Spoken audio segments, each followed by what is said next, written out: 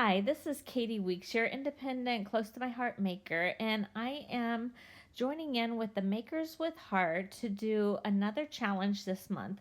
We have chosen to do a stencil challenge from the stencils that are in our core catalog.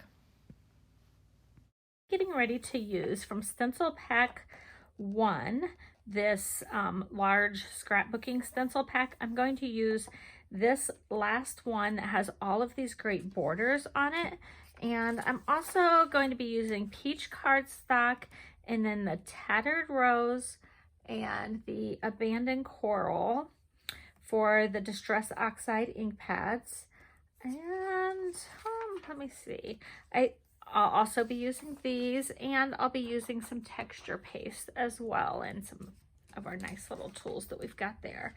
So really pages 85 through 87 out of the core catalog is what I'm working with today.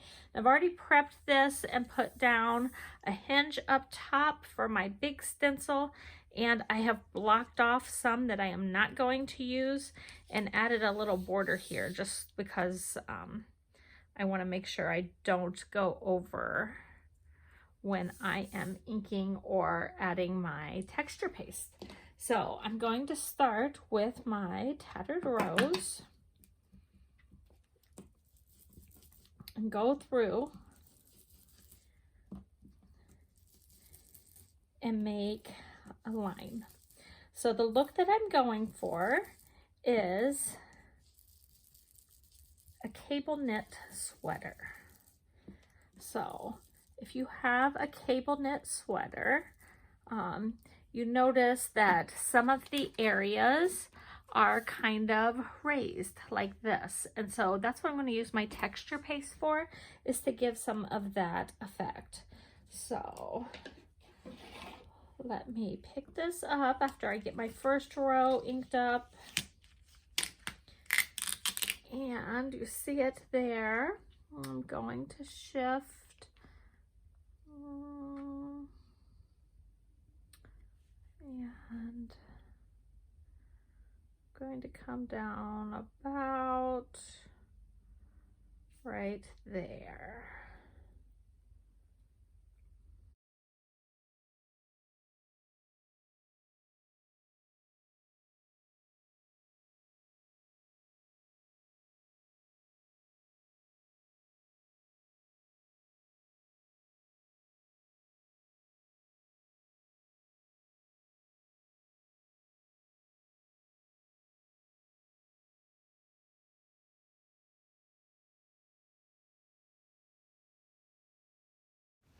Now I wanted to make some colored textured paste, so I started with the Tattered Rose, but it really just didn't give enough color.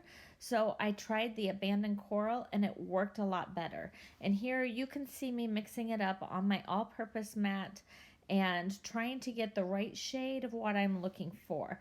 I wanted to show you how I was mixing that up before I go on to explain the next part. I also used my heat tool so that I could set my ink.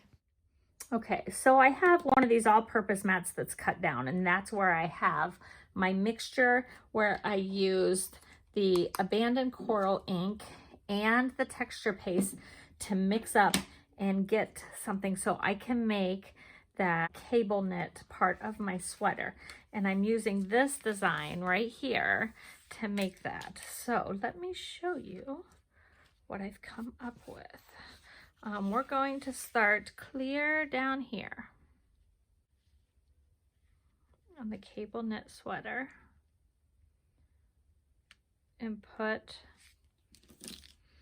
a row using this texture paste and the Distressed Oxide inks that I mixed up. And now you can see why I taped that up. So I'm going to go all the way down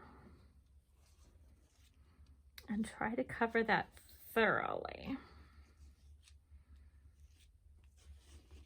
Kind of like frosting is what it feels like. And you just want an even layer on there.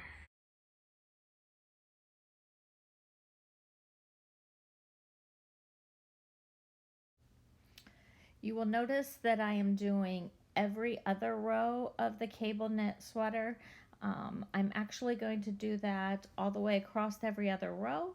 And then once it is set and it is dry enough, I will turn this sheet of cardstock upside down and do the cable knit sweater on the opposite rows, going the other direction.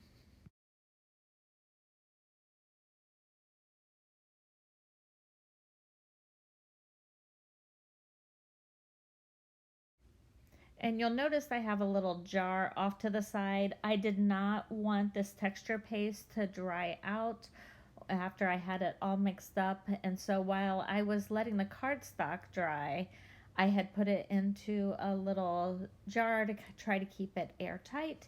And now when I have a chance, I'm coming back and putting on the other rows for that cable knit sweater. The longer you work with this, it does kind of start to dry out. So you'll notice that it's harder to spread.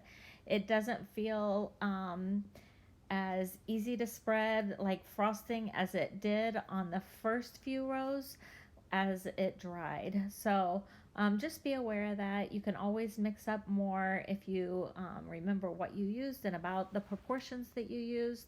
And so you can always mix up some more, but it will be a little bit harder to spread the longer you let it sit out. Then this one is done.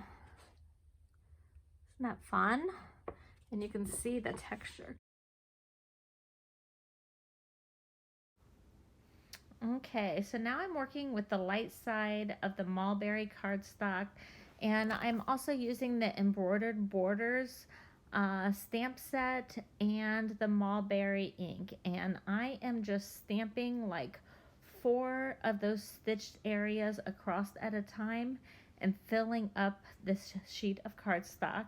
And I'm going to use the slim alphabet thin cuts to spell out sweater weather, and I'm going to cut those out on my die cutting machine, and it'll just take me a few passes to go through and cut this all out. I didn't have enough ease, so I went back and did that later, but most all of the letters were repeated, so it was a really easy title to go ahead and cut out. And I like the stitching going across. It reminded me of another pattern for a sweater.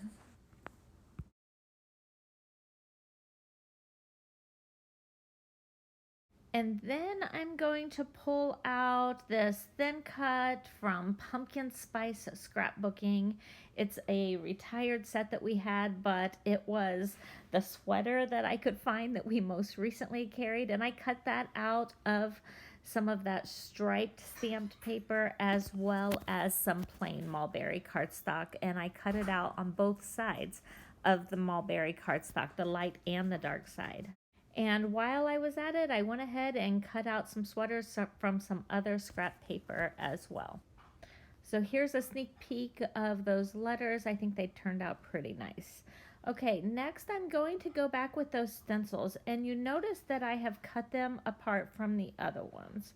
I also set my embossing machine to the 2D embossing, and I put the tightness on 2. And then I am taking those sweaters and I'm putting them on top of the magnetic cutting mat as well as a silicone embossing pad, and it does give the impression of those stencils onto the cardstock. It's pretty subtle, but it's a little detail that I think adds just a nice little touch to the final layout. And here you will see I brought in my next maker in training, my granddaughter Avery, and she helped me pick out a layout that I can use for this sweater weather themed layout. I used Make It From the Heart, Volume 5, Pattern 10, and then I just followed the instructions that were given in the guide, and I cut all of these pieces apart. And here you will see me assembling the layouts. I'm starting with the left page first, and I'm just following the guides and how they tell me to assemble them. Now, these two pieces, I didn't exactly follow. They had it 6 by 6.5, and there were two of those, and I was just being kind of conservative on my paper, and since it's mostly covered up, I just cut it apart and measured it and put it at the correct places. So you can always kind of cheat the patterns that way if you just look carefully and see what the best way to use your paper is. You don't always have to have the exact measurements that they show you in the guides. Sometimes you just have a portion of it showing. So as I move on to the second page, I just continue assembling this, and I really like that cable knit sweater design that goes down the outside of each side of the layout. I think it's a nice prominent piece, and I actually have another piece that comes in as another layer on this right hand page. And so here's the other one that I cut apart right there. So you can't even tell once it's all layered up. And so there's the other piece of the sweater, and I really like the touch that it gives. And if you could feel it or see it in person, you would actually see that texture that the texture paste gave on it. And the next part is just figuring out how I want the title at the bottom of the page. I am using the papers from the Sawyer collection that just launched, and using that Mulberry stamped paper down here just matched perfectly with it. So you see I'm lining them up, and then once I figured out how I wanted them to fit on, I used my little Xyron sticker maker just to run the letters through and to put them onto the page. So here you'll see that I'm going to bring in the Sawyer die cuts, and I'm finding the best places to put some of those chipboard die cuts around the two different layouts, the left and the right pages.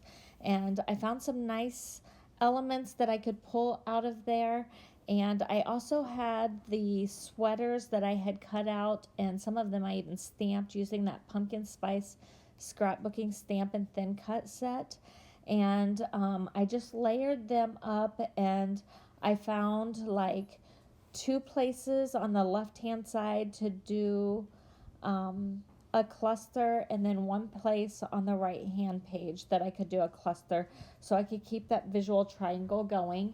And I also brought in some of the sticker sheet from the Sawyer paper pack as well. And I found some little bows in there, and then I found some flowers and some various hearts that I could add around the page. And so there's my layout. I hope you enjoyed watching as I assembled this, and I'll give you some final looks at this layout. So as you take a look at these still shots, I hope that you will make sure you check out all of the other Makers with Heart this month that are participating in the stencil challenge, and you'll see all the different stencils being used that are card and scrapbooking. And yesterday you should have seen Don Haight. Tomorrow it'll be Lori Cooch, and I hope throughout this January 1st through 7th you can check out all the Makers with Heart. As always, please consider liking, subscribing to my channel, and leaving a sweet comment.